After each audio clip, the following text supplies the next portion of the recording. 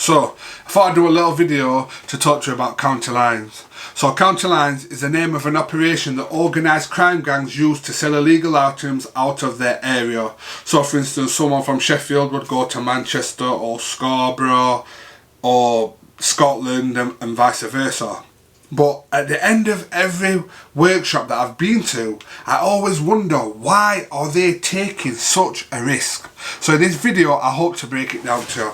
So in this example, we're using Krusty the Clown from Simpsons. Everybody must know him. However, you know, being a clown's not paying the bills, and he decides that he wants to sell sweets instead. So what he does is, he finds somebody that sells sweets fairly cheap, so he buys them to sell on.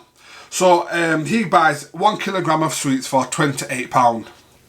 And he can sell them at 10p per gram. So off each kilogram, he can make £100, leaving him at £72 per kilogram profit, excluding expenses. And this is the retail, yeah, the retail, because it's from Krusty directly to the customer, okay? So this is Krusty, happy, selling his sweets to his local area. However, there are other people in different areas that want to start selling his sweets as well. So what Krusty then does, he sells it to these other shops in wholesale, because they are not his clients that he's dealing with, his customers. He has to sell the sweets to the customer, which is the shop, and then the shop to the customer. So it's not direct to the customer as in retail, it's wholesale. So in wholesale, he buys a kilogram for £28 as usual. However, he sells it to them for £35 because there's a lot of expenses that he don't have to fork for, such as the shop and etc. So unfortunately for Krusty, he only makes £7 profit.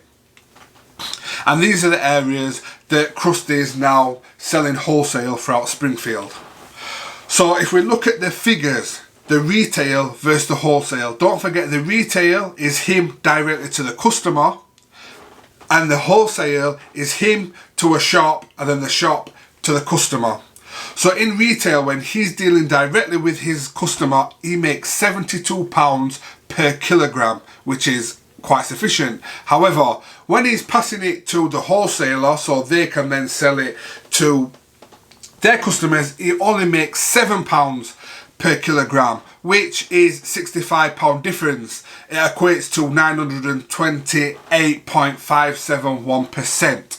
So what Krusty then thinks is, well, if I can sell my products, my sweets, in my area, and I know other people are selling them in their areas, why don't I get a group of friends or a group of people that want to make some money, send them to their area and set up shop and sell my sweets in their area.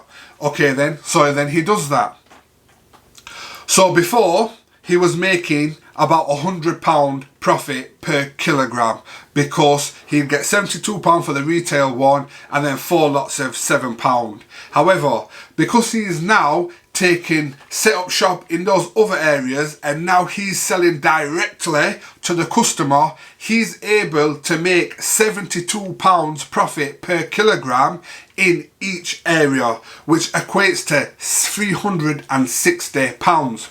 So now we're talking about why they do it. The why is the percentage of increase they can make, and I did it like that for sweets to allow people to understand it. However, if we're talking about drugs, simply add 1,000 onto the end of those numbers. So we've gone from selling retail around £72,000 per kilogram minus 10 or 15%, and then if you do it wholesale, you'll only make £7,000 per kilogram, plus or minus, you know, 10 or 15%. So by these gangs becoming the shop in the other areas, they're making over 900% more profit, and that's where the risk is.